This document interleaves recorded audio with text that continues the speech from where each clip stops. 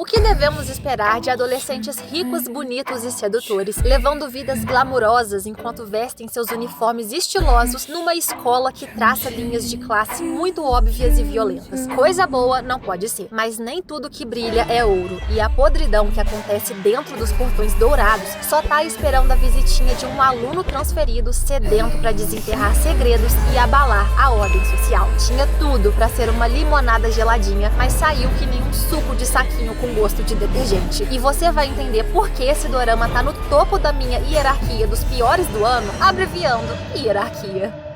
Já que o fator tranquilidade não será uma opção aqui, a nossa história já começa num ritmo nervoso. Um estudante do ensino médio foge por becos escuros enquanto jura pelo celular expor os segredos insanos que acontecem numa escola maluca. Mas pelo visto, isso vai ficar para outra vida, porque ele é brutalmente atropelado. E de fato, vamos descobrir que o querido, que descansa em paz, tinha total razão. Estamos falando de Jushin, um colégio particular de elite com décadas de história e prestígio. Aulas de geografia? Nananina não. Os filhinhos de papai estudam políticas internacionais e aproveitam uma infinidade de atividades extracurriculares. Aulas de idioma, música, balé, esgrima e futebol. Mais americanizado impossível. Não tem um ser humano simpático ali. Absolutamente todos se acham superiores, exibindo seus narizes arrebitados e caras de bunda fedida. Mas bem, um novo semestre está começando e acontece a típica recepção. Até porque é preciso reforçar como a escola é nobre e gentil. Todos os anos, eles selecionam rigidamente uma unidade de aluno bolsista para estudar ali. Muito caridosos e bonzinhos, né? Aceitam naquele hospício uma pessoa para ser atormentada de graça, porque é claro que o novato Kan-ah vai passar por momentos tenebrosos e já começa cedo. O seu momento de apresentação é totalmente ofuscado pelo mimadinho Mor, o Rian, filho dos fundadores, ou seja, o herdeiro de tudo aquilo ali. Existe praticamente um acordo silencioso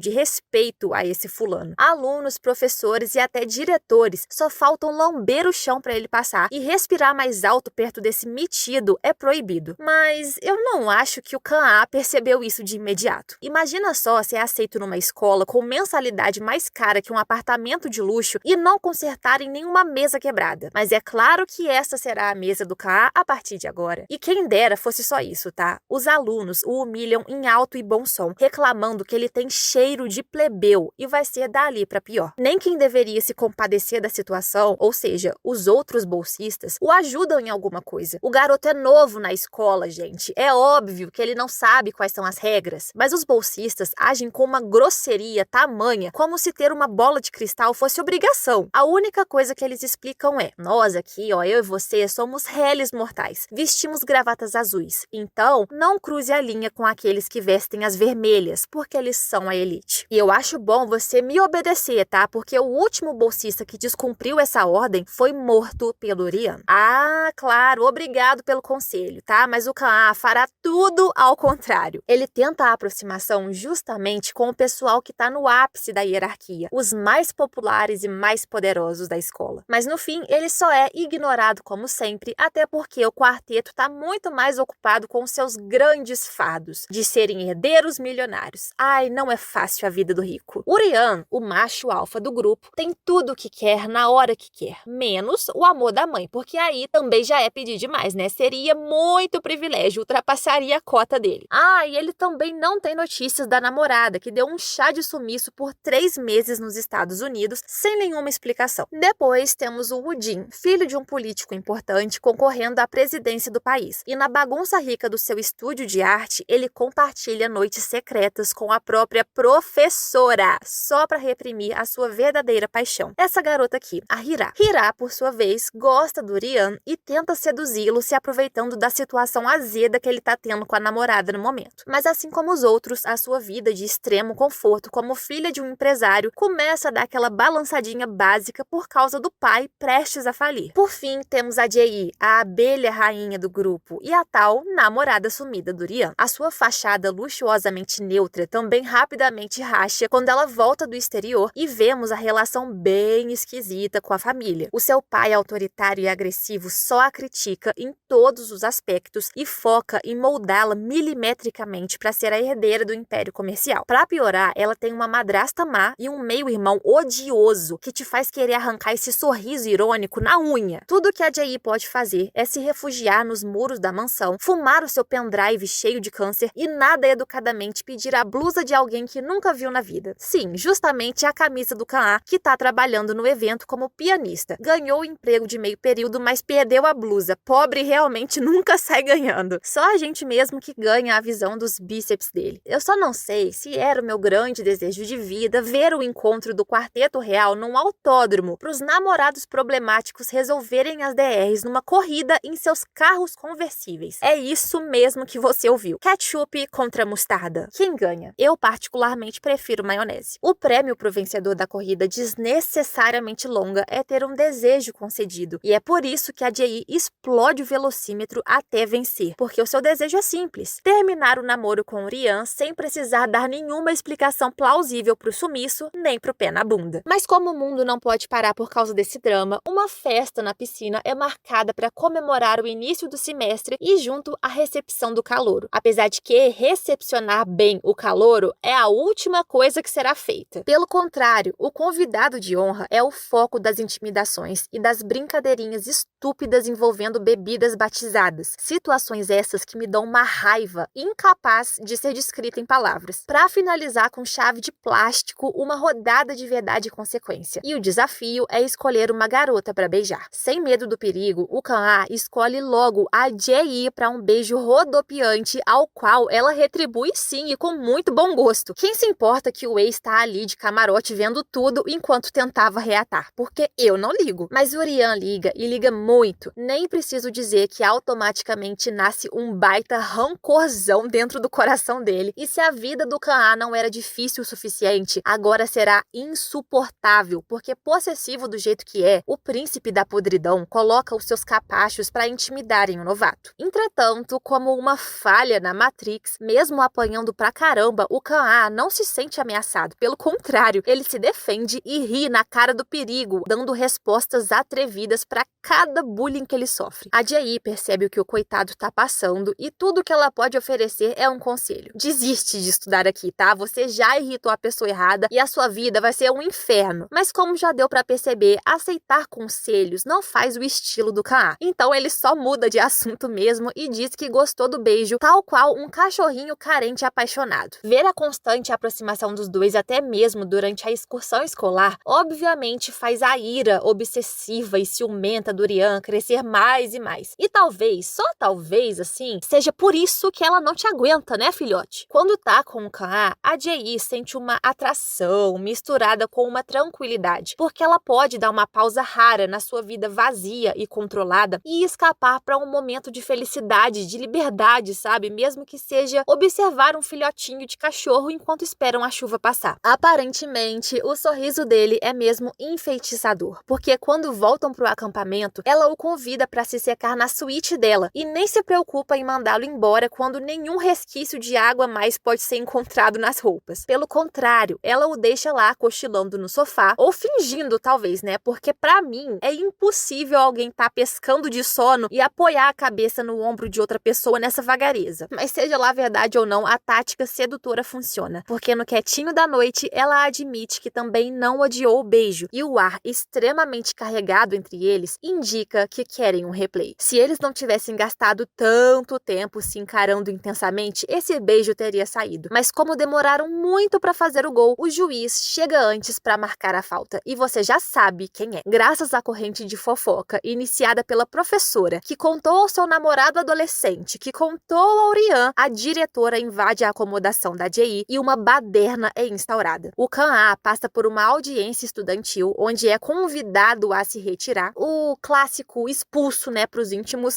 por ser indecente e invadir o quarto de uma aluna. Mas então, a dita cuja aparece em sua salvação para explicar o que houve e declarando que ninguém deve mexer com o novato, porque os dois estão juntos agora. Ouvir, Rian, serve para você também. Mas claro, a Jae não é nenhuma santa misericordiosa. Na noite passada, ela viu o Kan-ah usando usando a mesma pulseira de peixinho que o aluno morto In-han usava, e ela quer saber quais são as intenções reais do calouro misterioso. Até que enfim alguém lembrou que além de dinheiro existem neurônios para pensar. Pois é, se não era óbvio o suficiente até agora, o Kan-ah não manteve essa cara de paisagem à toa. Ele estava escondendo que é irmão do garoto atropelado. E já que não houve nenhuma investigação oficial sobre o acidente e nenhum culpado foi pego, ele mesmo quer descobrir a verdade. É por isso que ele vem sondando com o presidente da turma se existem algumas informações sobre a morte duvidosa do último bolsista. Mas mesmo que o garoto de óculos seja um pouco mais receptivo e também pareça investido no assunto, ninguém sabe de nada, já que a escola deseja que o assunto continue sigiloso. Mas o Kan-ah não é burro, né? Ele desconfia que a instituição tá acobertando o culpado, que tem tudo para ser o Rian. Segundo os boatos, depois que o In-han se aproximou da Jae, o nojentinho com a sua obsessão doentia não gostou nadinha e o matou. E é por isso, sabendo que a garota é o calcanhar de Aquiles do Rian, que o nosso Vingador está a usando de propósito, esperando que o envolvimento romântico irrite o valentão e a reação dele e dos amigos capachos provem a ligação com o assassinato. E gente, até aqui não tava de tudo ruim, eu confesso. A trama tinha tudo para ser um estrondo, mas em vez disso fracassou como um peido,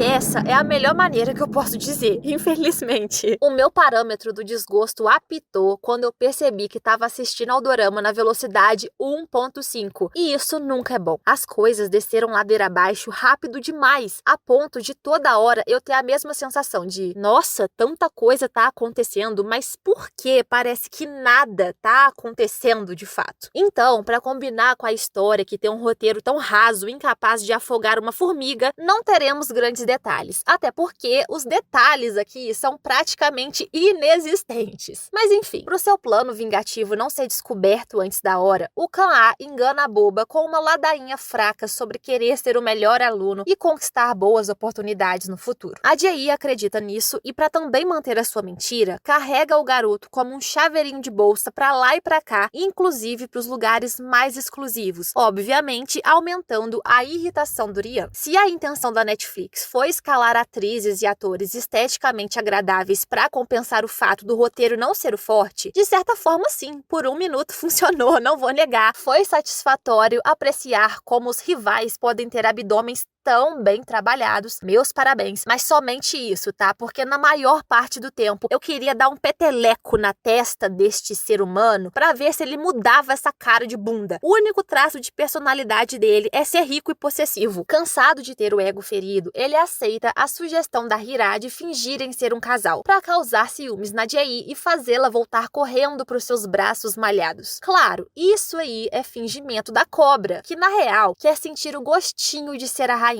E pra me torturar lentamente, eles colocam o plano em prática no jogo de futebol americano, onde o jogador vencedor comemora beijando a líder de torcida venenosa dramaticamente. Se a Jae ficou com ciúmes ao ver essa cena? Olha, nunca saberemos, porque ela também sofre da mesma síndrome da cara blasé, sempre inexpressiva, provavelmente se preocupando mais em alimentar o seu pou no celular do que dar ibope pra essa pataquada. Mas se tem uma coisa que tá realmente ganhando a sua atenção, são as mensagens anônimas de alguém a chantageando. E quem é ameaçado é porque tem algo a esconder. A Jae guarda um segredo que só o In-han sabia, já que eles viraram amigos no passado depois de se aproximarem no momento de fragilidade dos dois. Ele basicamente se tornou o confidente da garota, que vivia neurótica tentando esconder do seu pai maluco e perigoso um certo acontecimento, o que eu entendo totalmente, porque não me parece muito agradável nem seguro mesmo conviver com esse homem medonho meio dodói da cabeça que nunca abaixa essa espingarda e adora apontá-la para os outros como se fosse um simples lápis. Só que a fonte de conforto que a Jae tinha no In-han foi abalada quando ela viu uma câmera escondida no bolso dele. Isso aconteceu no meio da festa de aniversário do riquinho beijador de professoras e também foi nessa noite que o garoto morreu. Qual é o segredo dela? Bom, a Jae estava grávida e foi aos Estados Unidos interromper a gravidez clinicamente, mas sofreu um aborto espontâneo antes da hora. Se ela já tinha medo antes, agora que um desconhecido tem o poder de revelar o seu segredo, expondo o vídeo íntimo de com quem ela reproduziu um bebê, ela volta a ficar aterrorizada, porque esse vazamento enfureceria o seu pai controlador, que no momento tá arranjando um casamento para ela com um senhor não sei quem, herdeiro de uma empresa parceira que não me interessa. E quem é o chantagista?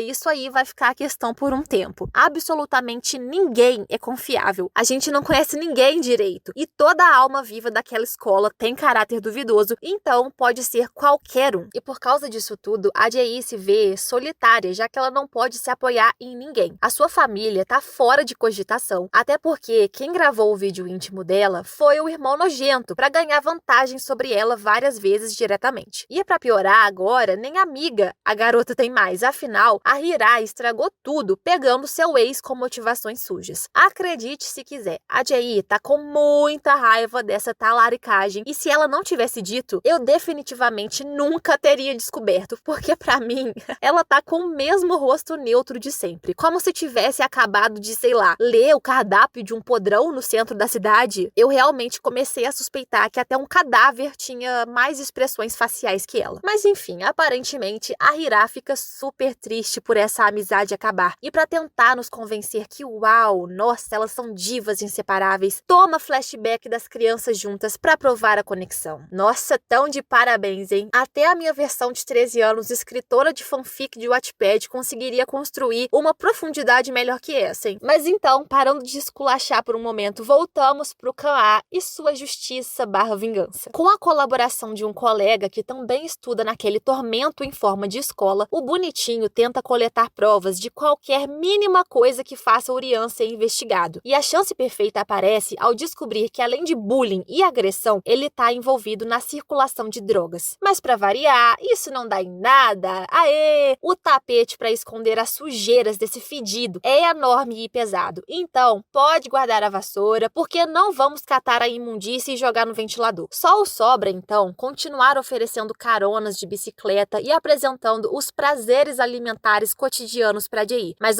sem confundir as coisas, hein? A garota deixa muito claro que essa aproximação é exclusivamente por consideração e não por sentimentos, porque algo ruim pode acontecer com o Kan-ah caso ela o abandone agora. E eu não sei por que esse bocó não levou isso a sério. Ai, gente, eu juro, eu ainda tinha esperanças que os sorrisos molengas dele e a cara de sofrimento eram só pura atuação para arrancar informações úteis. Mas não, o indivíduo começou a gostar dela e isso tinha tudo para estragar o plano original. O pior de tudo é que eu não entendi o motivo. Por que você tá tão empenhado em ajudá-la a ser feliz? Tipo assim, você conhece essa menina há 3 semanas? Ao todo, vocês devem ter tido 2 horas de interação no máximo. Sabe? Ai, meu Deus. Mas se tinha paixão envolvida, acabou de acabar, porque ele aparece de surpresa na casa de férias, onde a Jae estava refletindo sobre a vida, e lá ela confessa que matou o aluno bolsista. Aluno bolsista esse que o Kan-ah diz ser o seu irmão. E bom, depois dessa bomba, eu achei que o suposto amor acabaria aí, mas que ledo engano meu. Apesar de ficarem chocados com as revelações, o Kan-ah abstrai rapidinho, porque ele não a vê como culpada. Realmente, não foi ela quem cometeu o ato em si. Ela só se sente responsabilizada por não ter impedido a violência que o menino sofreu. E sim, o In-han passou por momentos terrivelmente difíceis, porque o Urian decidiu não gostar da amizade da namorada e colocou um bando de pau mandado pra infernizar o garoto, e ela só assistiu passivamente. É por essas e outras que eu entenderia perfeitamente se o Kan-ah se sentisse rancoroso, mas não, ele continua do lado dela, e nessa hora eu quase agradeci pelo Urian aparecer e impedir que ele continuasse se humilhando. Inclusive, nessa agarração toda aí dos dois, eu achei que serviram mais química juntos do que com a própria menina, mesmo que fosse na base dos socos por longos e longos minutos. Longa também é a tentativa chata do Urian em voltar com a Jae Jae, pedindo que ela não vá para os Estados Unidos com um noivo arranjado, prometendo mundos e fundos sobre protegê-la, sendo que ele não tem capacidade de cuidar nem do próprio umbigo. Mas pasmem ou não pasmem, funciona, gente. Eles reatam o namoro. 1 minuto de silêncio pela guerreira perdida. Ok, eles podem ser muito apaixonados sim, mas o problema é que não me parece convincente, sabe? O romance não tem absolutamente nenhuma profundidade, além de uns momentos fofos de flashback que mais parecem um clipe musical solto e jogado. Já é difícil ter empatia com o milionário. A gente sempre precisa analisar minuciosamente para ver se podemos gastar as nossas compaixões. Mas até isso aqui é difícil, porque não tem o que analisar. Não existe desenvolvimento do passado, pra gente pelo menos entender como eles se apoiaram por serem usados por suas famílias como ferramentas de negócio. Então, eles só parecem bonecos de papel crepom. Parece que o drama gosta de mostrar as mesmas cenas repetidamente pra fazer a gente esquecer que o Rian é uma pessoa horrível. Ele é um valentão que deixa os seus puxa-sacos fazerem um trabalho pesado sem ele precisar sujar as mãos. É isso. E ele também é muito possessivo com a Jae, agindo o tempo todo como se ela fosse um objeto e ele o dono, coisa que o drama passa pano descaradamente. Pra piorar, destruíram o mínimo de sensatez da Jae quando ela tem a audácia de pedir pro Kan-ah ajudá-la a proteger o Rian, porque se ele cair, ela cai junto. Oi? Você tá se ouvindo, minha filha? Cadê o seu senso do ridículo? Proteger por tabela o cara que fez a vida do irmão dele o inferno na terra? Não. Ainda bem que o Kan-ah não aceita uma crueldade dessas, porque senão a gente podia entregar na mão dele o prêmio de completo otário. Pra mostrar que não tem misericórdia, em mais uma festa glamourosa sem sentido algum, que acontece todos os finais de semana, o Kan-ah descobre quem é o tal chantagista e pede pra se juntar a ele. Se juntar ao presidente da turma que vigia cada corredor pelo computador da mãe, que é a diretora da escola. O garoto odeia as diferenças de tratamento pela hierarquia social e tem certeza que o Rian e a Jae são a base de tudo. Ele sabe que as investigações, conforme as leis, não funcionam naquela escola. Então, o jeito mais fácil de cortar o mal pela raiz é arruinar a vida do casalzinho perfeito por meio de um escândalo, que além de tudo, também afetaria as famílias no topo. Ou seja, seria um bafafá muito mais eficiente. Então, se juntando ao garoto Oclinho, o Kan-ah consegue unir os bolsistas oprimidos para se rebelarem contra os ricos opressores que os desprezaram cruelmente. Chega de aceitar tudo calado, tá achando que eu sou o quê? Era isso que a gente queria ver, mas nesse ponto eu não sei porque eu ainda me dei o trabalho de criar expectativas. Não se anime muito, porque não teremos nenhuma grande revolução. Na real, é bem morno e anticlimático. Grande parte porque o bobo do Kan-ah fica relutante em expor os segredos da Jae, querendo bancar o super-homem e salvar a pele dela para que a vida dela não vire mais de cabeça para baixo do que já é, sendo que a própria consagrada continua com a determinação irritante de ser o escudo do Rian. Ou seja, para tirá-la do meio do mexidão vingativo, o coiso também se safaria, e isso o Kan-ah não aceita. Ainda mais que o idiota xixelento se recusa a fazer o mínimo, que é pedir desculpa, nem mesmo com a Jae implorando porque ela reconhece que o namorado é a causa da violência no colégio, ele não dá o braço a torcer. E eu não sei como ela consegue gostar desse insuportável. Aí eu cheguei na conclusão que só pode ser porque os iguais se reconhecem. Sério, eu até tentei dar uma chance pra ela, mas isso vai totalmente contra o arco de crescimento consciente que tentaram criar pra personagem. Aí eu larguei mão.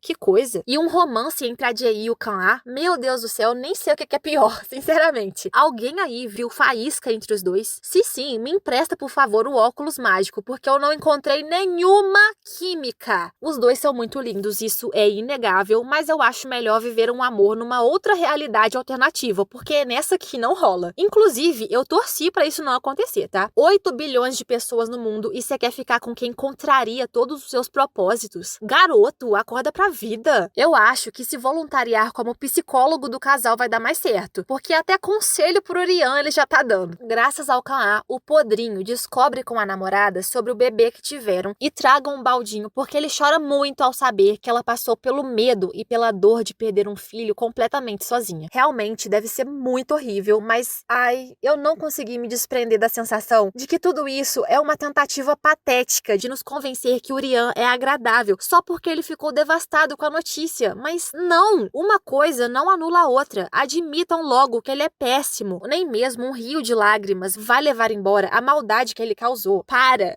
O Kan-A até tenta resolver as coisas do jeito certo pela última vez, denunciando o bullying escolar para a polícia, mas dá exatamente o que a gente achou que daria. Nada. Porque é claro que os envolvidos jamais admitiriam de boa vontade que sim, eu espanco os meus colegas de turma. Claro, eu admito que eu intimido, persigo e humilho todos eles. Ai, ai. O tribunal se enche de mentirosos que agem como se fossem os maiores santos que pisaram na terra. Percebendo que o Kan-A é um grandíssimo ovo mole, sobra ao chantagista indignado terminar as coisas por conta própria. E obrigada por existir, senhor Oclinho. O mais rápido que isso acabar é melhor. Se eu entendi direito, se eu não entendi também não farei esforço. Ele vaza o segredo do relacionamento entre a Jae e o Rian e a suposta gravidez interrompida, então o casal é obrigado a passar pelo escândalo juntos. E só por causa disso que todos os outros podres finalmente são desenterrados e só falta descobrir o principal deles, quem foi o culpado pela morte do aluno bolsista. E foi o seguinte, naquela época o In-han estava em pânico com a intimidação brutal que sofria dos capangas do Rian diariamente, então ele tentou fugir apavorado, como qualquer um faria, mas no meio do caminho ele encontrou uma coisa que ele não deveria ter visto, a safadeza da professora com o aluno. Como ninguém podia saber do caso, a prof pegou o carro conversível do peguetezinho e seguiu o In-han, tentando o convencer a não dar com a língua nos dentes. Mas o resultado de muito pânico, junto com ruas escuras e estreitas, misturado com alta velocidade e falta de atenção, a gente já sabe qual foi e não foi nada bom. O coitado foi atropelado ferozmente. Mesmo que tenha sido um acidente, ao ver que o aluno tinha no bolso uma caneta espiã que gravou tanto a pegação indevida quanto a prova do crime, a mulher fugiu sem prestar socorro para manter tudo em segredo. Mas quem diria que ela seria dedurada pelo próprio projeto de namoradinho polêmico, né? Para limpar a própria barra, o cabeludinho a denunciou pelo atropelamento e enquanto ela vai presa, ele se passa por uma vítima dos encantos carnais e fica por isso mesmo. Agora, ele tá livre, leve e solto para se concentrar na sua verdadeira paixão, a Hira. Com isso, toda a escola é responsabilizada pela séria rede de bullying, drogas e extorsão. A diretora é demitida por negligência e substituída, mas a instituição continua de pé com o mesmo elitismo de sempre. Magicamente, todos os personagens percebem os seus erros, inclusive o Rian, que se entrega como o responsável por gerar a violência escolar, como se uma fadinha da mudança de caráter tivesse o visitado à noite. Até uma visita no cemitério ele faz, já que é muito mais fácil se desculpar com uma pessoa morta, né, meu filho? Ai, ai, ó, realmente eu nem sei como reagir a essa patifaria, porque eu já sacrifiquei todas as minhas células cerebrais. E do que adianta os cúmplices dos ataques aceitarem que a melhor maneira de seguir em frente é assumindo a responsabilidade por suas ações, sendo que ninguém recebe consequências diretas e condenações reais? Ah, é uma piada mesmo, tá? Pelo contrário, parece um conto de fadas. A escola virou o próprio Jardim do Éden. Todo mundo volta à vida normal e fazendo as pazes. Menos o Kan-A, né? Que se recusa a perdoar o Rian por tudo que ele causou e consentiu calado. Pelo menos isso, né? Muito bem. Mas a reconciliação pras amigas veio, se é que podemos chamar assim. Se tem uma coisa que me pega com facilidade e me arranca pelo menos 10 minutos de choro, é a relação familiar e de amizade. Mas pelo fato de eu não ter sentido absolutamente nada com essas duas, é porque foi ruim demais.